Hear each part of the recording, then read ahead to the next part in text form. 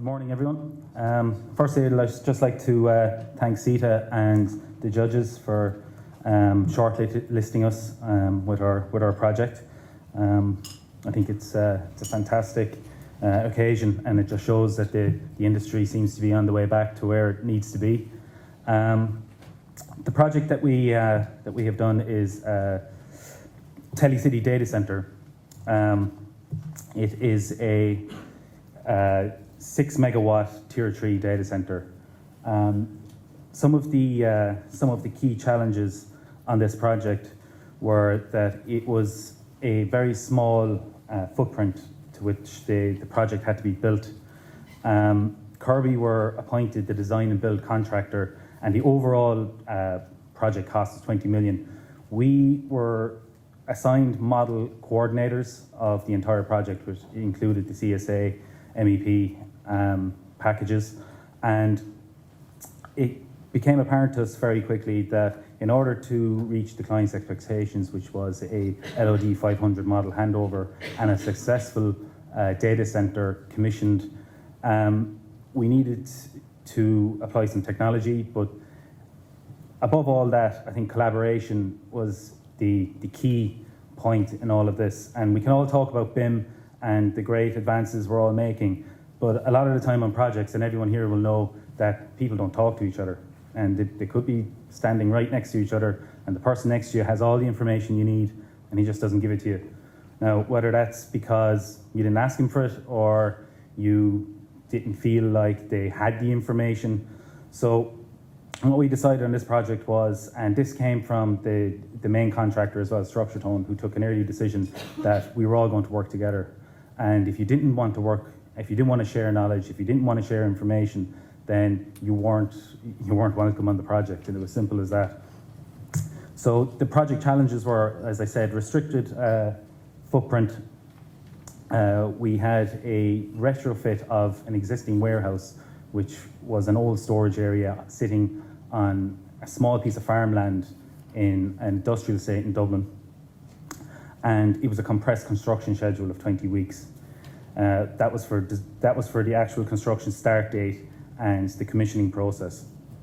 So some of the project team members hadn't used BIM before, and when I talk about project team members, I mean some of our own guys hadn't utilized it. The architect, the structural engineer. So there was a huge learning curve at the beginning of this project, and it was Kirby had been using BIM for the last maybe 4 years. Started in late 2011, early 2012, and we were seeing that we had the experience in order to guide the other project team members along. So what we did was, as I spoke of earlier, was collaboration, but before that there was some BIM innovations. And when I say BIM innovations, I don't mean we created anything necessarily new, we didn't invent anything, but what we did was we used technology and we used people in a way that helped us to build the project and to work together. So you hear everyone talk about a central data repository. We didn't create any new science or anything. We just literally stored all of the data on the Kirby server in our head office in Limerick, and we set up satellite servers on the project. And what that did was we allowed everybody dial into our server, everyone on the project, so everyone had visibility of all the data that was being stored. With that, we had a live federated model. Again, the federated model was updated daily by ourselves.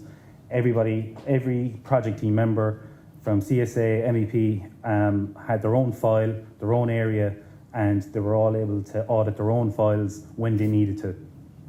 Other people couldn't audit their files, but they could see them. We used Autodesk Vault. The reason we used Autodesk Vault was the file control process on Vault. We really liked it for this project, and what it did was it gave full visibility to everybody on the project.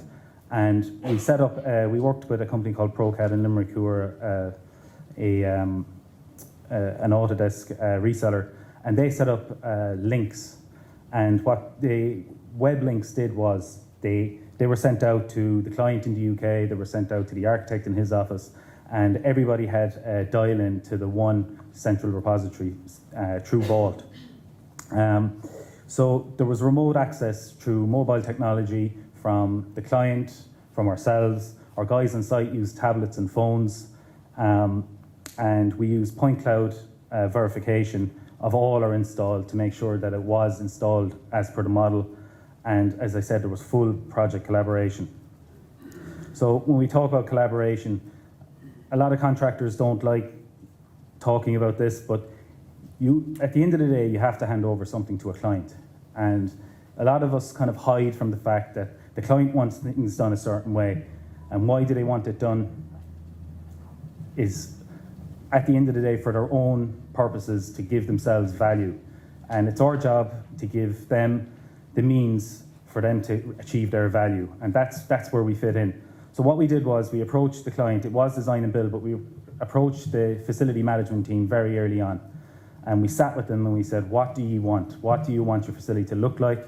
What do you want your plant rooms to look like? Where do you want your containment runs? And it became very evident very early on that what we had in our heads was very different to what the client wanted. And traditionally, you would have handed it over, or at a point in the project when you were installing, the client would have had a look and said, look, we don't like this, we want to change it. So what we did was we front-loaded all that, and that's the collaborative part. We brought everybody in together, the client, the main contractor, ourselves, the architect, everybody came in. And that was done through a live federated model. And every morning, the client had a live link to this model where they could see the updated changes each morning.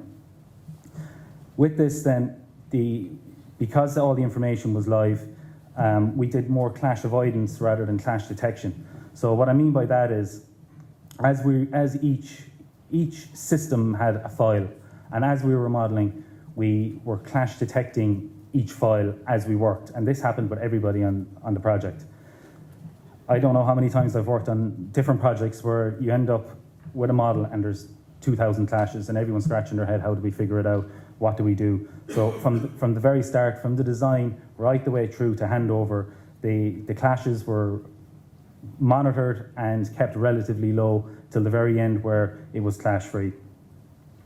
We had real-time access, and we had weekly collaboration meetings. And the weekly collaboration meetings at the start, as all collaborations, as all meetings are on site, were a bit hectic and people trying to find their fit. But within a few weeks, everybody realised that, look, we all have our place in this. And if there was a clash on site, the architect was willing to work with us, or the structural engineer was willing to work with us. We were willing to work with them. It was a bit of give and take. And if we felt pain one week and we had to go back and remodel or do something, the architect would take that pain the following week. So it really was a team effort. The application of technology we did then to achieve the collaboration was we used Revit to model all of our MEP services. And I know it's Autodesk. I think everybody's using Autodesk at the moment, but there is a feel in the industry at the moment that it won't do mechanical for you. Now, we did chilled water pipework, 1,400 meters offsite fabricated. We produced ISOs from Revit, and it worked perfectly for us. The mobile technology, our guys on site had a live link to all of the models, all of our files, but more importantly than that, we used fabrication and installation drawings, and the guys on site obviously every week got printouts of their drawings the traditional way, but things were happening so fast, changes were happening because it was design and build, that the guys got a tablet with a live link to the latest drawing. So as soon as our coordination team had updated a drawing, email was sent out, and the guys on site supervisor, got a notification that the drawing had been revved up or changed, and he had it on his tablet instantly. Also, for markups and red lines, if there was changes on site, the site supervisor or the guy on site would be able to mark up that drawing with a red line and then check that directly back into Vault, which reduced the amount of time of guys coming and going with site drawings and markups and remodeling and all that kind of stuff. So what we did here with the mobile technology was we kept the guys on the site where they were most valuable, doing the work that they needed to do. And then we also point cloud scanned everything that we installed to ensure, overlaid it on the model to ensure that it was exactly as what was detailed out at the very beginning. And all of our modules or offsite fabricated systems that came to site were set out using a total station. So we used coordinates to set out areas on the floor. And because this was a data center and there was modular walls that if there were panels, if they were cut and if they were cut wrong, or if there was a hole put in them in the wrong place, the amount of money it would take to change out that. So this was right first time. So what we did was all of our electrical containment within the data halls was set out via total station, all marked out on the walls. The brackets were offsite fabricated, brought to site, and installed in the right places once and once only. Also as well, because we didn't have any on-site storage, everything that was prefabricated was delivered just in time. So this was a very important part of the project, because there were other systems, there were other contractors, other team members who were waiting to get into a certain area. If we weren't out of that area by a certain time, there was a delay to the project. So this is where our fabrication came in. Just one last thing with the offsite fabrication. This isn't new. Companies have been offsite fabricating for a very long time, but the key point to offsite fabrication is, and it's not often seen, there's some latent inefficiencies where it comes to site and it's supposed to go in and it doesn't go in properly, and you have on-site welding and you have people working on site. The key to all this and the key to using BIM is to ensure that when you do offsite fabricate, that it is done exactly as it's needed to be, and it does fit and it does give you a value to your project. And Jimmy now is going to talk about the key metrics that we got from it. Thanks, Mark. So how are we doing on time?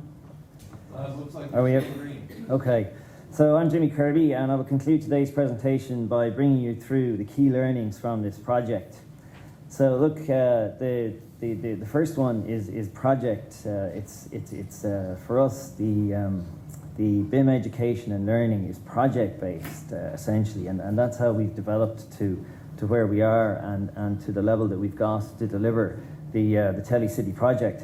So look, a key part of that is a BIM induction, and Mark has developed BIM inductions for all our projects. So what we do is we bring people.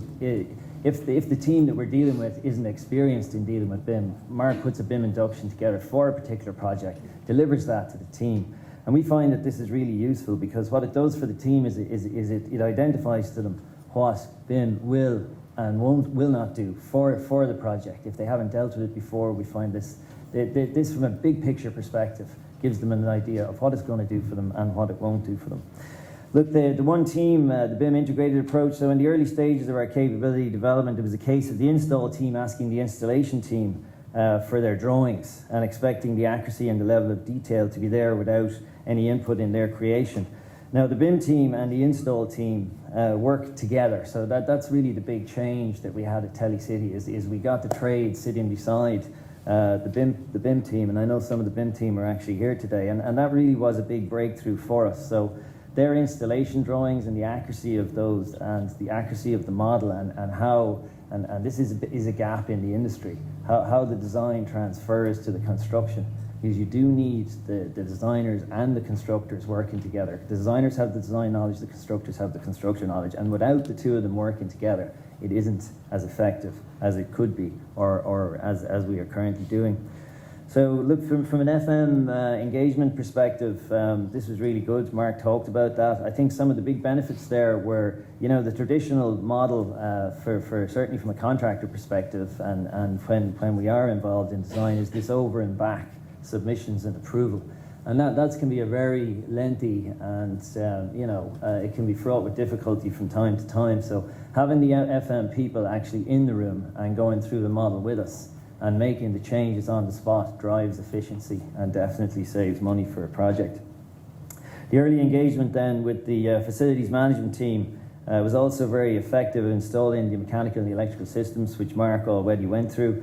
I think from an operations, from when you get to the operations phase, if the installation hasn't had that kind of care and attention, it can be more costly to do your operations. So that was a big breakthrough.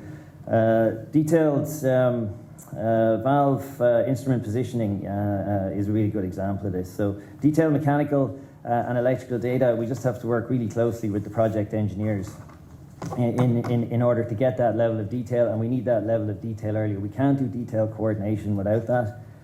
And just finally, time and cost reductions. Fundamentally, unless you do your details coordination, you can't identify your constructability issues and you can't do your offsite fabrication. So it's that detail coordination is the critical piece. So from a time and cost reduction, where we're at is that constructability issues save 5% on 75% of the scope. Offsite fabrication then obviously has larger savings. So in this particular project, 25% of the scope was offsite manufactured, and that was a 20% saving. So you're looking at a total saving of about 9% on the man hours on the project, which was equal to the cost of the BIM activity. So where we are now is we're at a position where we don't need to charge for our BIM activity on future projects. So we can gain the efficiencies. For a similar scope of work, we can gain the efficiencies and we don't need to charge. And our objective over the next 3 years would be to continuously develop the application of technology to construction so that we can increase our competitiveness. Okay, thanks.